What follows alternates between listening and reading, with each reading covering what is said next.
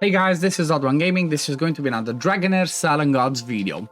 In today's video, we're going to talk a little bit about Season 4 because, well, it's just around the corner. If you're somebody that has been playing on, one of the early seasons, like I am, for example, on my main account, Season 4 is going to be starting next Friday on the 21st. So, because of that, we got test server access. You can see lots of weird stuff, attempts, lots of stuff to click because I have not done all of this because obviously I don't need to, but there's also lots of cool stuff, lots of new heroes, artifacts, gear, and all that. So what I want to talk about today, what I want to go through today is all the gear sets that we will feature in Season 4. Okay, some of these are a question mark because I'm not 100% sure how, which one are those, because we have one extra one at least for Curse and Rot, but at least when it comes to damage ones from the Grave of Venom, let's have a look at what the gear sets are going to be for Season 4, because honestly, from my point of view at least, the Season 3 gear sets, at least from the Grave of Venom, were kind of like, not the best, so I'm hoping that this season we're gonna see something more, something cooler. I think when it comes to the mythic piece of gear, we're gonna have pretty much the same thing, so I'm not gonna go over these ones, but let's have a look at the legendary gear. So first of all, we do have the Shade of Death. So this one, two-piece, gives us attack and crit rate, pretty much, the standard for one of the sets. Then three-piece effect, when dealing a critical hit, 10% the crit damage difference between the hero and the enemy will be converted into damage up to 20%. So this one's gonna be always 20%, if I'm not mistaken, because of the fact that, as far as I know, the PvE content, they don't have high crit damage. I think they don't even have crit rate because you never get crit and content like that. So this one's going to be a really powerful set for PvE, if I understand it correctly. So like I said, 10% of the damage difference between the hero and the enemy will be converted to damage up. If somebody actually knows what crit damage PvE bosses have, like, Grave of Venom, Curse, whatever, Vortex, just let me know in the comments down below, because I think they should have close to zero or, very little. So this one's going to be really good. I like this one. Next set is going to be Echo of War. 15% extra attack and attack speed. This one's usually for Dauntless, for people like Ozul if you have Shadow. So this one's going to be good for people like that. This one gains 50% attack speed. What? This is just straight up. I like that. It's like, apart from the fact that you get 20% from the two-piece, three-piece set you get 50% attack speed. This is going to be huge for people who use attack speed. Like I said, like Dauntless, like Shadow. I'm going to love it because this Season 4 I'm going to play with Shadow and Ice. So it's really good. But also, whenever basic attack triggers a critical hit, the current damage dealt is increased by 10%. So I wonder if this one has a cap, because if this one doesn't have a cap, this can be insane. So whenever basic attacks trigger a critical hit, the current damage dealt is increased. Okay, so I'm guessing every time you crit with a basic attack, you do 10% more damage. Maybe that's what it means. It's still good. 10% extra damage on all basic attacks is really good. I just love the 50% attack speed. This is insane. I love Echo of War. Okay, this is what I'm talking about. This is what I want to see when it comes to gear sets. Okay, number 3, let's see this one. Emissary's Whisper. This one gives us attack speed and skill haste. Again, pretty much on par with the way that we've seen it so far for the two-piece sets. When releasing ultimate skills, the hero gains 4% damage bonus up to 5 stacks. This one sounds really good as well, because this one doesn't have a duration for the damage up bonus. So basically, you do that, you trigger your ultimate 5 times, and you straight up have 20% extra damage for all of the damage that you do. This is gonna be tough. This is gonna be tough because I don't know which one's gonna be better. This one, the first one, is definitely gonna, give me reasons, or other content creators, in case I don't have enough time, it's gonna give us reasons to test, see which is actually the best set. But this sounds good. So again, 20%, just straight up 20% more damage after you did 5 ults. Is amazing. It's amazing. I love that one. And then the last one, we have Unclean Bloodline, pretty much the same from Season 3. Gives us 15% attack and 13 enlightenment, increases that derivative damage by 25%. This was not the most powerful, but it can be interesting for people that do derivative damage, but that you do not want attack speed on. So for example, Dauntless, you're not going to use this, even though you're going to have a Shelter or an Evelios, from my point of view. I think you're still going to use, or maybe you use maybe I'm wrong, maybe use this on Shelter and then all the other enablers give them the attack speed.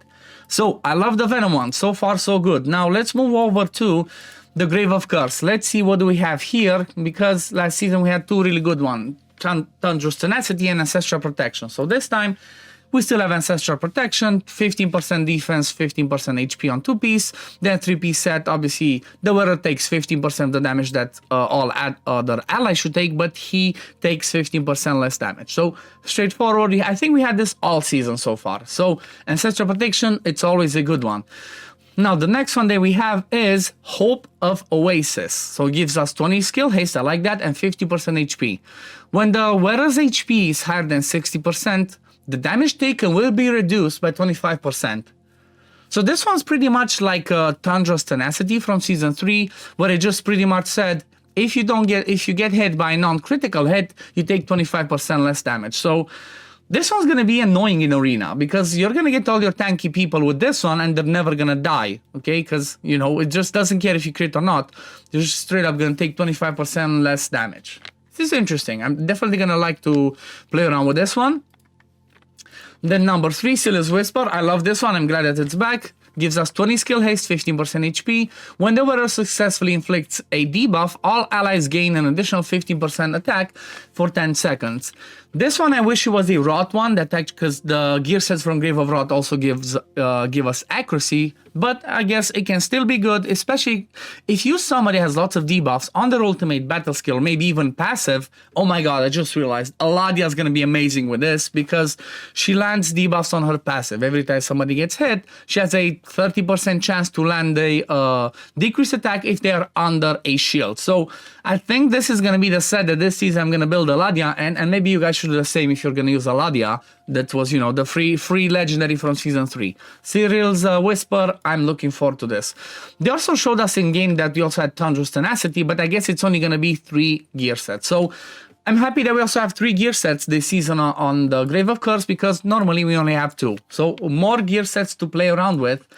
I love that. And now the last one that we have, let's see, the last one's from the Grave of Rot. So let's see, let's go to stage 9. Again, the mythic gear is just pretty much the same, nothing changed. Unless I missed something, no.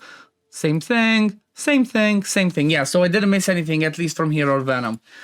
Okay, let's see what this one is. Power of Tides. Okay, new set. Gives 2-piece set, 40 accuracy, 60 resist. That's good.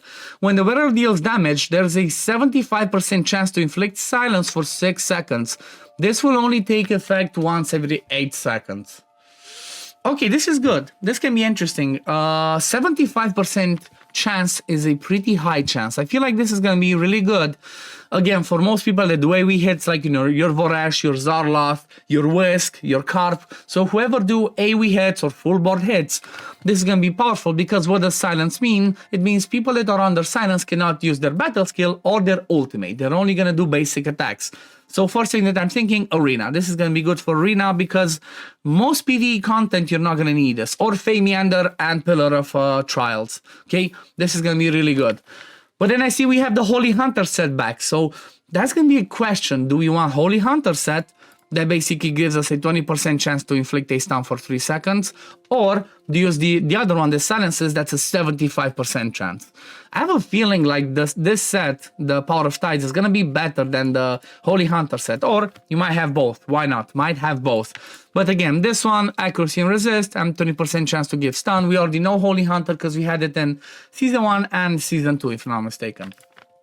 And then the last one, same as the previous season, we do have... Actually, no, wait. I thought this was a different one. We have the old Mona Lisa's Blessing coming back, which we had in Season 2. That gives us 20 skill haste and 40 accuracy on a 2-piece. And then 3-piece, after casting an ultimate skill, the wearer heals the ally with the current lowest percentage of HP by 15%. Actually, I'm wrong. We had it in Season 3 as well, because I remembered I had this on my Taldi to heal some other people.